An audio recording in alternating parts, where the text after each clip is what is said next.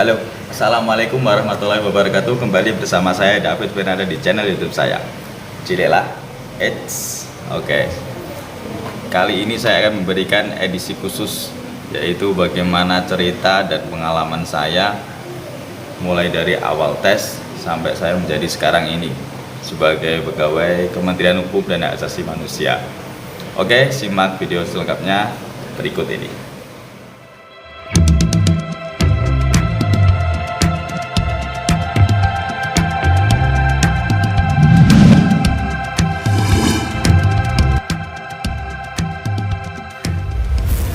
Oke, mohon izin teman-teman ya, kali ini saya berada di ruang portir atau di pengamanan pintu utama, yang dimana di ruang sini masih diperbolehkan membawa HP. Melebihi pintu 2, 3, dan masuk blok pos atas tidak diperkenankan menggunakan HP. Jadi jangan salah sangka saya sekarang ada di kantor tapi berada di ruang portir.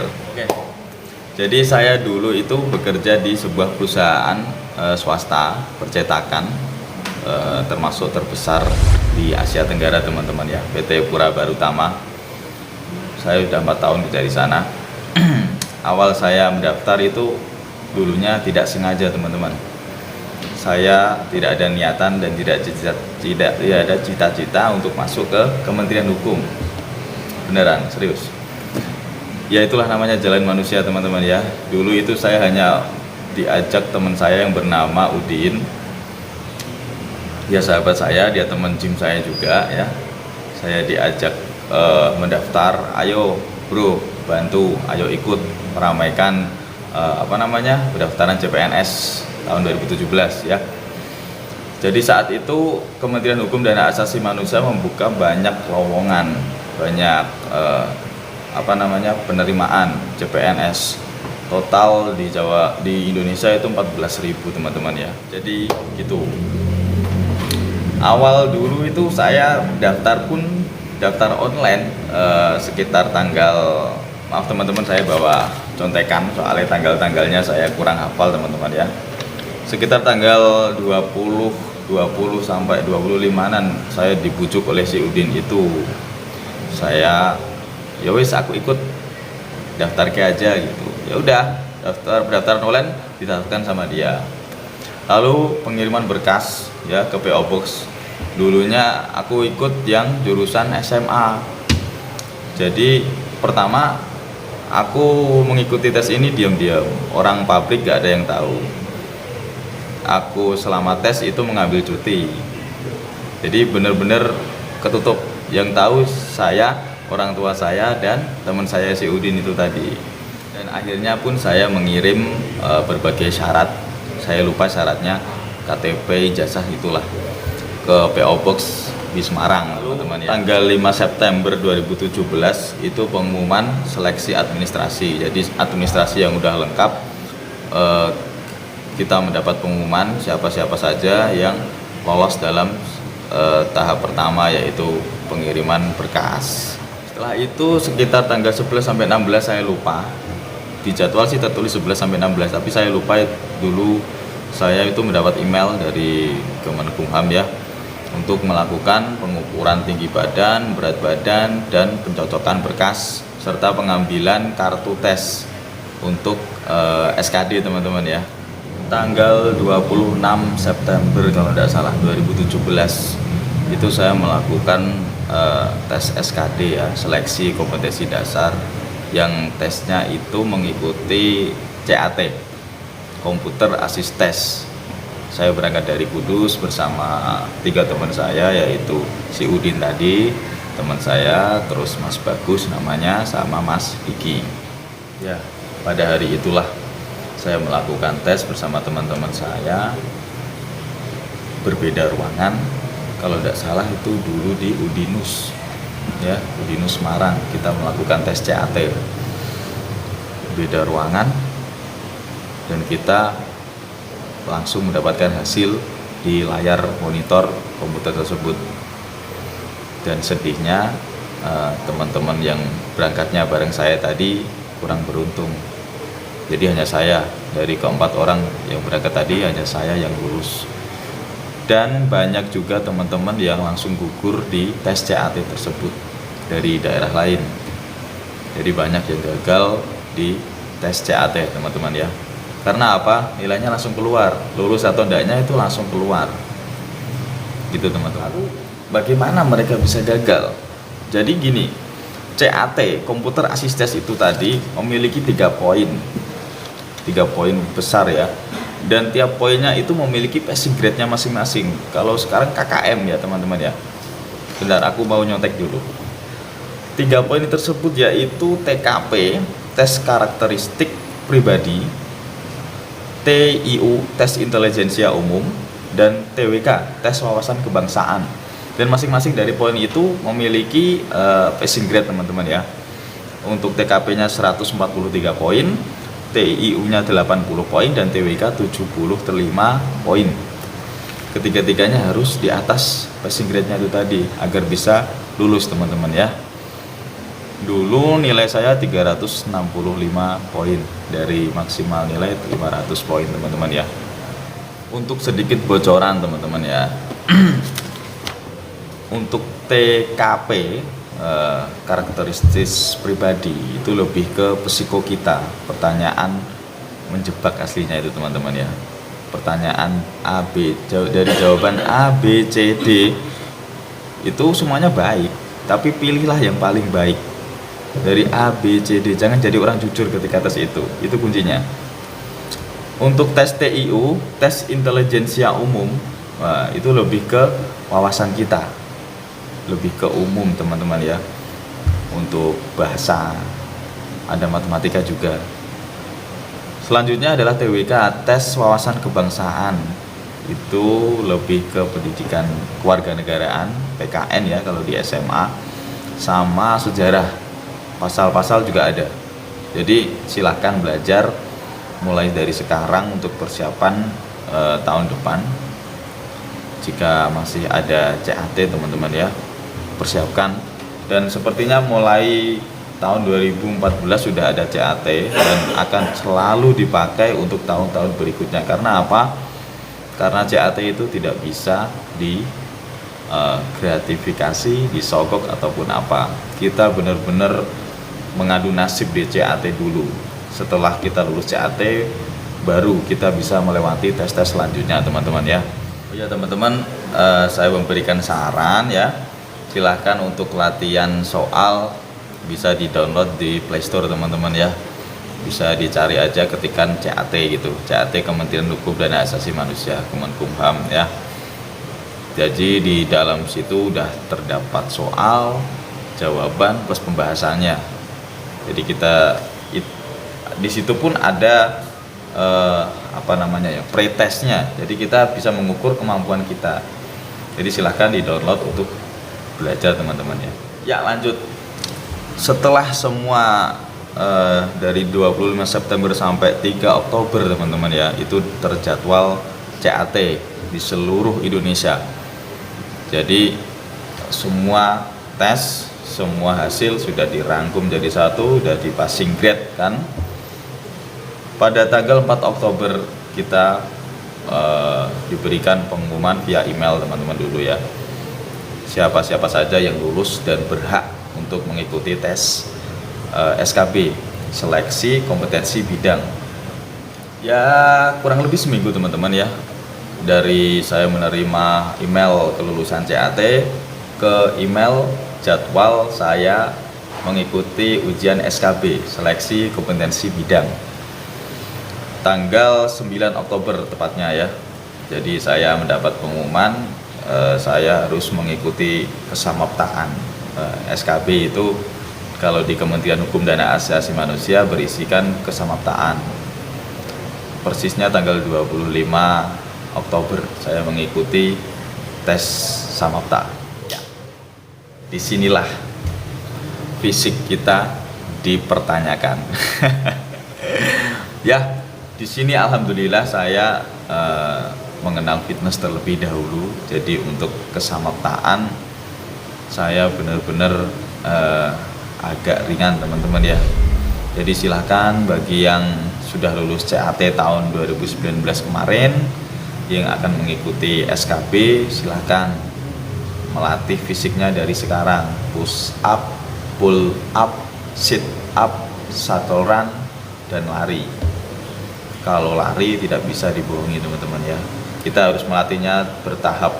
Tiap hari kita harus melatih, memaksa stamina kita agar lebih upgrade gitu ya teman-teman.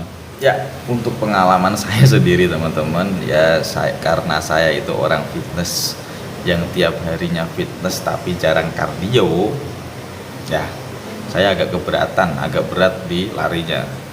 Untuk menutupi itu masih ada jangka waktu dari tanggal 9 sampai tanggal 25 teman-teman. Saya tiap hari lari. Pagi bangun tidur setelah sholat subuh saya lari di lapangan. Sore setelah pulang kerja saya lari. Tiap hari selama kurang lebih 2 minggu teman-teman ya.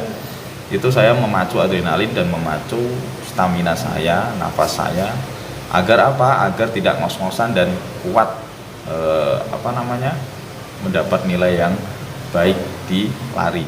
Ya, tibalah saatnya tanggal 25 Oktober 2017 di lapangan Akpol Semarang ya teman-teman. Saya dan teman-teman yang sudah lulus dari CAT tadi mengikuti SKB kesamaptaan.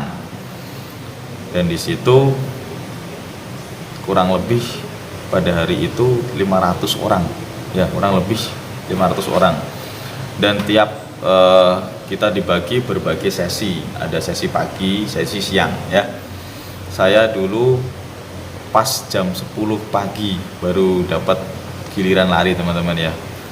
Dan saya mendapatkan ini, jadi tiap satu putaran itu mendapat satu bendera, satu putaran lapangan sepak bola di Akpol teman-teman ya, kurang lebih 400 meter ya. Dan saya mendapatkan 6 bendera persis. Pas finish, pas peluit ditiup pas 12 menit. Itu sekitar 2400-an meter teman-teman ya. Jadi itu memang harus kita latih teman-teman ya, harus dari awal benar-benar disiapkan untuk lari. Karena apa? Stamina tidak bisa dibohongi ya. Lari berakhir, setelah itu istirahat 5 menit lah, langsung kita ke area pull up teman-teman ya. Pull up oke.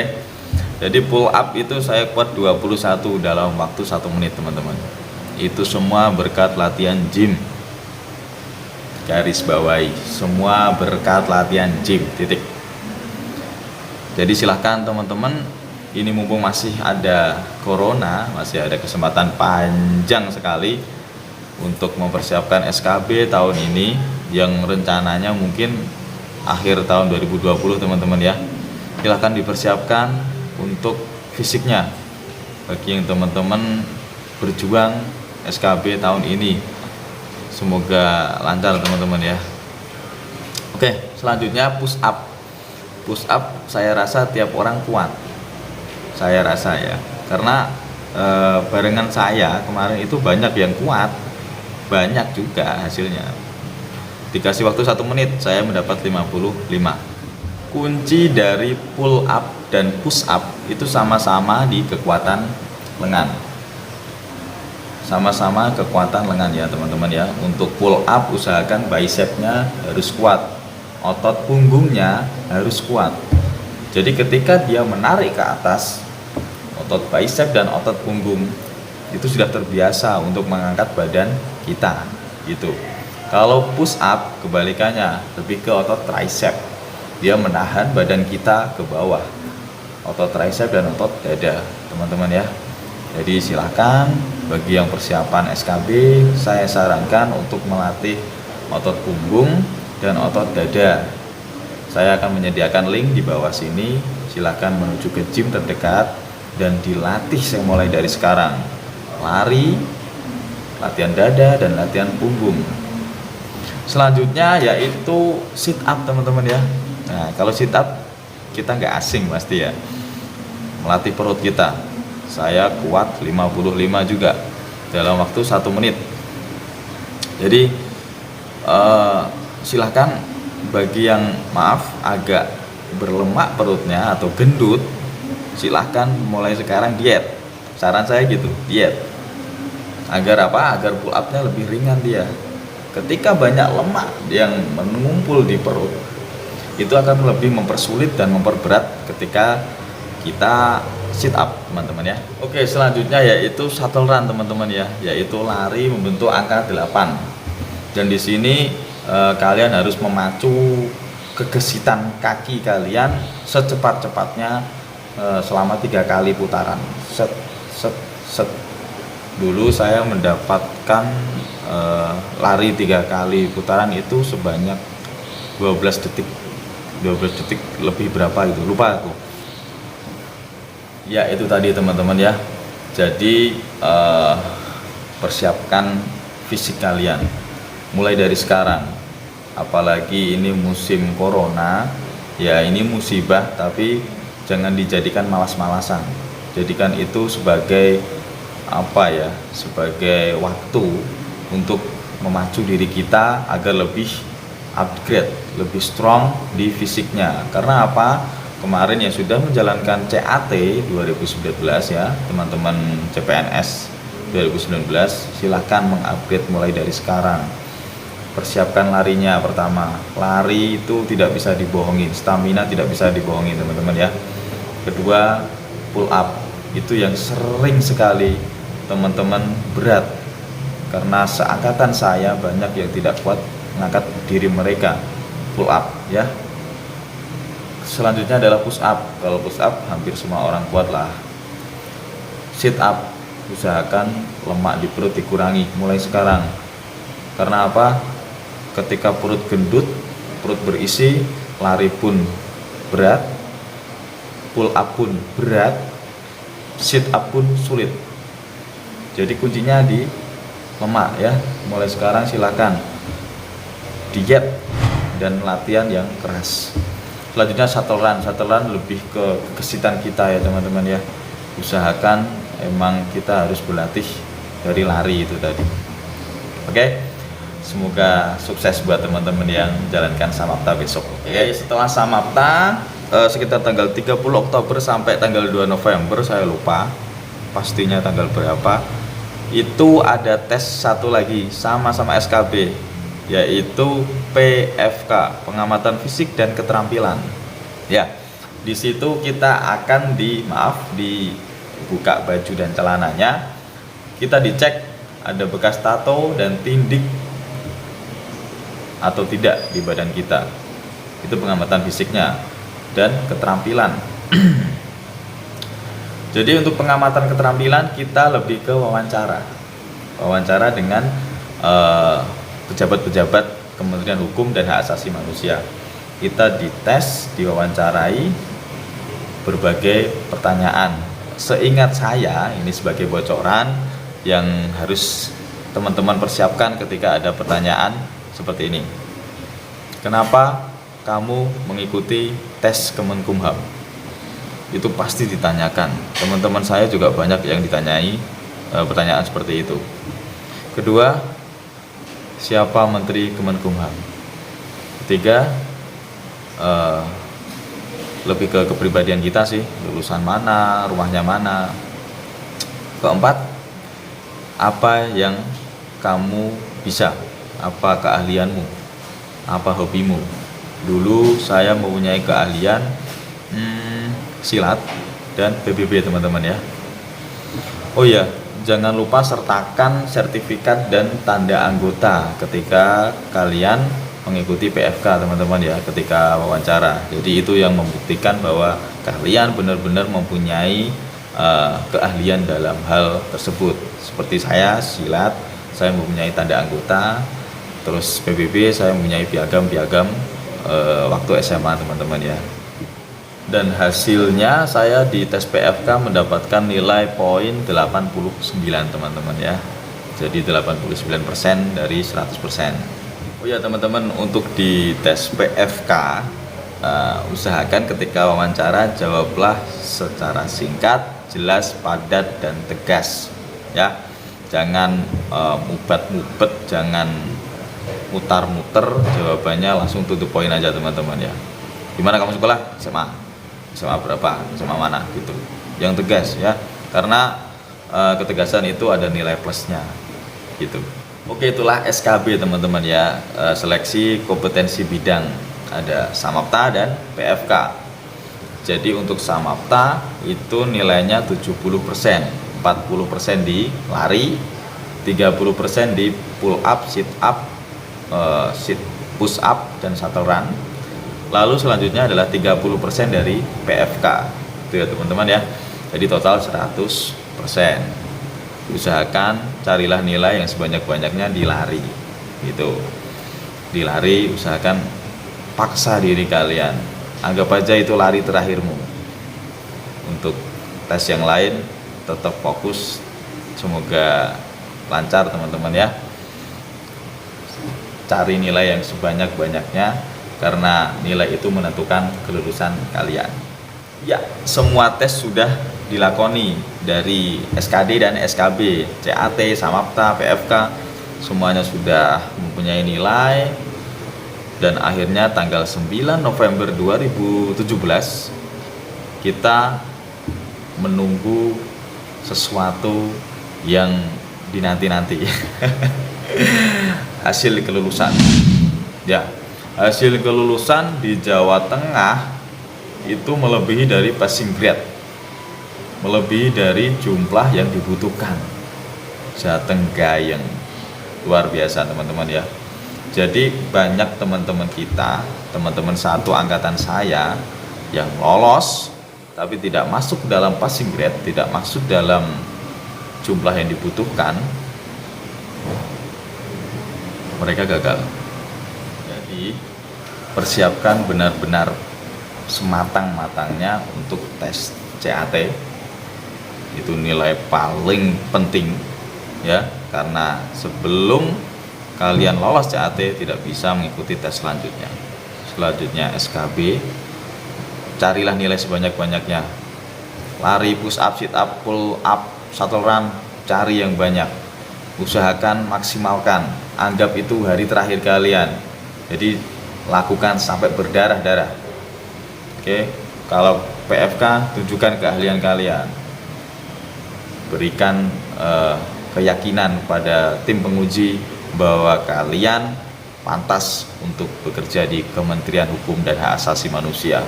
Ya, tanggal 9 November teman-teman ya. 9 November. Di jadwal, di email, di grup WhatsApp tertera tanggal pukul 21 itu hasil sudah keluar. Pengumuman siapa-siapa saja yang diterima sudah keluar. Tapi the realnya, kenyataannya kita dakdikdur, dibuat dakdikdur tidak bisa tidur sampai pukul 2 pagi dini hari tanggal 10 November baru keluar. Terteralah nama-nama dari atas sampai bawah, dicari berupa file PDF pencarian David Fernanda Putra. Alhamdulillah keterima teman-teman ya.